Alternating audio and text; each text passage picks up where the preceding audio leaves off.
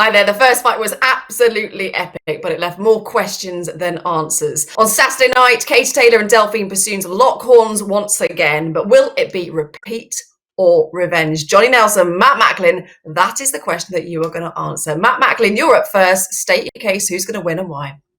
I fancy Katie Taylor. I think it's definitely not a foregone conclusion. She can't afford to make the same mistakes that she did in their first fight. She backed up in straight lines. She pulled up when she was on her way out. She finished her combinations. She pulled straight back. She can't afford to do that. It's crucial that she makes those adjustments because Persoon will be coming all guns blazing. She'll be putting the heat on her. It'll be pressure for every second of every round. So she's got to navigate her way through the whole 10 rounds. She's got to steal rests. She's got to pick her shots. She's got to know when to rest, when to fight. She can't afford to just get backed up like she did with Persoon for the whole fight. Johnny, who wins? It's not been very popular this call, but I'm going for Persoon. I'm sorry. I'm going for Persoon for various reasons. One, Persoon, I think she's Katie's bogeyman. Two, she lives in training camp, and I think we're getting to the stage where she's leaving it all in the gym, and so it works with most opponents. But up against your bogeyman, if you overtrain, you're better off undertraining than overtraining. And I think in a fight against Persoon the last time, she just didn't have another gear. Whereas Persoon was so awkward, so gangly, so unpredictable. Persoon gave her all the troubles in the world. So before she probably wasn't sure she could beat her. Now she knows she can beat her. She's had one more fight against Helen Joseph since then. That was in November last year. And her only other loss was in 2010. So why are we writing this woman off? She can fight and she can give a bag of trouble. So I'm just being devil's advocate. I love Kate to death, but I just think she might have met a bogey woman. Matt, what Johnny just said there, I mean, she has been in camp an incredibly long time, since January. Lockdown wasn't any really different for her. She's been in this camp a very long time. We saw her meet her family for the first time. She'd not seen them in, 7, 8 months? Is this too long? Do you think she's been in camp too long? Could that be a factor? I think she's definitely been in camp too long, but obviously you can take a weekend off or a week off and try and just freshen things up a little bit. She can't travel, but that doesn't mean she has to be in the gym every day. I'm sure she's long enough in the tooth. It's been around. She should know when to ease up and when to ease down. And her trainer Ross, you'd like to think that he's given her plenty of rest within the camp and even done different things in training. They've had so long out. Maybe just have a kick about in football, basketball, game of tennis, whatever. Because you're still active, you're still staying fit, but you're not. It doesn't have to be boxing 6 days a week, twice a day, every day. It can get a bit, not just physically exhausting, but mentally you can go stale. You can lose that. You want to come into the gym. You want to be going to the gym, excited to train.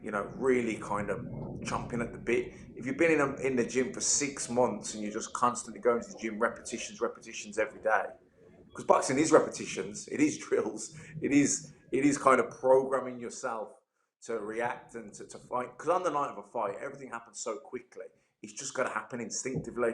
So in the course of a training camp, you're programming yourself to fight a certain way. Little drills, certain shots you think are going to move. Head movements, the way you'll spin out after you finish punching and get off to the side.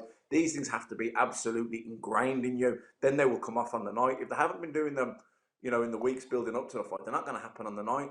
So boxing is repetitions, it is drills, it can be monotonous. So, there's a period of time that you build up to a climax, and then, if you start going over that, you start taking away from the performance, you start getting, like I say, stale, you get fatigued physically, mentally, you become disinterested, and you just lose that biting point. So it's just getting training. It was a contentious decision, wasn't it, first time around? Who do you think won the fight? I actually think Persoon won the last fight. I think Katie, she got lucky with getting the decision, and she's always in the gym, always boxing training. Now it's not just taking yourself away from it physically. You've got to take yourself away from it mentally. Just have a bit of a respite for once, because you can get mentally tired as well. And so she's kind of, some fighters don't do it enough. Some fighters do it too much. She's one of those fighters that do it too much. She's at home in camp. So if her camp is what we think it is, what we've seen, then to me that's way too much. I understand you've got to eat, sleep, drink, boxing, but that is for me is just hard work, and it affects your performance because eventually you're going to slip. Now I'll admit I do think she's slipping, and again I'm a massive fan of Kate. I do think she's slipping, but she can still slip and be top of the world. And so Persoon, if she comes up against someone like Persoon did the last time and gives her hellfire in every quarter, I think that slip is going to show eventually. And so we just we'll see what happens in the ring. Matt, as I said at the top, there were more questions than answers after the first fight. How do you think mentally that will affect Katie going into this? Do you think it will make her more determined, more hungry to settle the score once and for all? Or do you think there could be some doubts in her head from the first time around? Well, look, she's human, and you're going to hear people saying she thought she was lucky to get the decision. So, of course, that can plant a seed of doubt. But I think the overriding feeling, the overriding effect it'll have is it'll make her hungry. I remember speaking to her, she could come out of the ring. I've seen her backstage in the change rooms because she's managed by Brian Peters, who managed me, so I know Katie a long time, and she was bullying. You know what I mean? She literally wanted to go straight into an immediate rematch. She was like, she didn't want any doubts at all that the fact that some people were saying she was lucky, it was hurting her. She felt she'd won. It was very close, but she wanted no doubts. So she wanted immediate rematch. She wanted that fight next, and it was Brian and Eddie, and just the way things fell that it didn't happen next, and she ends up stepping up to another weight class and winning a world title at that. But this was always a fight that she wanted. It's Katie that's insisted on this fight. She knows that some people thought she got beaten, and she just wants to, all the naysayers, anyone that wants to say, she was lucky, she just wants to put all those claims to rest. But it's such an interesting fight because I think Katie can win. I think she will win, and I think she can win well. But she does have to make necessary adjustments. She can't afford to make the same mistakes as she made in the first fight. She can't get dragged into a fight. She has to box. She has to be clever. She has to pick when her battles. She has to back. When she finishes punching, she can't stand there admiring her work to get countered because Bassoon's just going to keep coming. So she's got to be very clever with her angles and her movement, Katie. This is all about tactics and game plan and boxing with discipline. It's not about fighting with your heart. This is about letting the brain overrule the heart. Johnny, do you think Katie Taylor will be wise to Bassoon's tricks in the first time around? Yeah, and again, don't get me wrong. I think Katie Taylor is the most talented out of the two. I think Katie Taylor has the most in her arsenal out of the two, even though she has less fights. So the skill factor, I give it to Katie. Again, it's about that fatigue factor. And it's now about game plan. Now she knows Persoon is going to be awkward as hell. She knows Persoon is unorthodox. She knows Persoon is tall and gangly, and sometimes in a fight when you throw a shot and it's in a kind of unwritten rule, you both step back and have a rest and bang straight back in again. Persoon doesn't adhere to those laws, and she'll step straight on her again. So not give you that breathing space when you get back in again. So she knows to expect the unexpected from Persoon, and fighters will understand what I'm saying there. And so therefore, with this, now she knows what's in front of her. Now she knows what she has to do, what she cannot get away with. Now she'd be a fool to go in there and think, right, you know what? I'm just going to try harder. I'm going to do exactly the same thing all over again. I'll break it down next time. She'd be a fool to do that. She's got to think tactics. She's fast. She's a great counter puncher. She can fight and she can box fight. She's good on the back foot. She's good on the front foot. She's got to choose the right tactics, the right formula. This is like a mental and physical game of chess. And if she does that, she has the skill set to do it. But she cannot, as Matt said, get dragged into Persoon's pit, because she does. Persoon will do her. But what, Matt, could make Persoon even more dangerous than the first time around? We all saw how Persoon left the ring, didn't we, in New York? She was absolutely distraught. Do you think that could make her even more hungry, make her more dangerous? The motivation could be even more there this time. I mean, I think it would be hard to be any more fired up than what she was in that first fight, but I think she'll definitely be as, and maybe a little bit more because, she was heartbroken and she felt she won the fight. She felt very unlucky. So she's been screaming for this fight as well. I know Katie wanted it, and we've spoken about how much she wanted to, wipe the slate clean. But Persoon's been crying out for a second shot at it.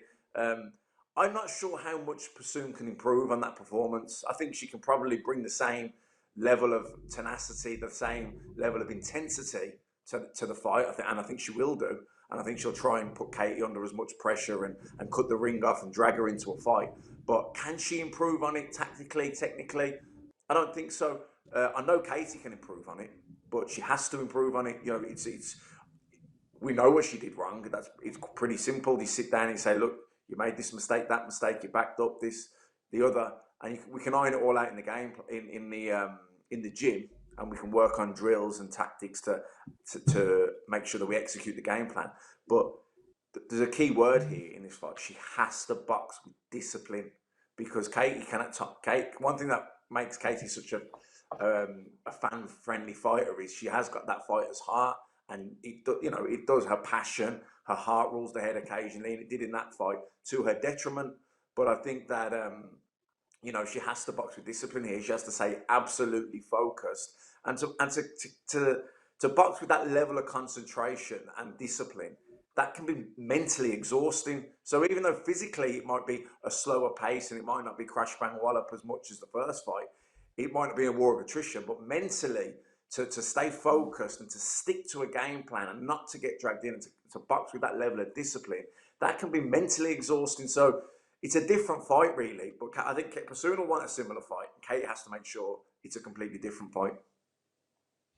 Johnny, you went Persoon. So what does Katie need to do differently? How does she beat Persoon? This fight is for Katie to lose. It's that simple. She was expected to win the first fight. This is for her fight to lose, because again, if she's not firing on all cylinders, that means anything less than top form will not be enough.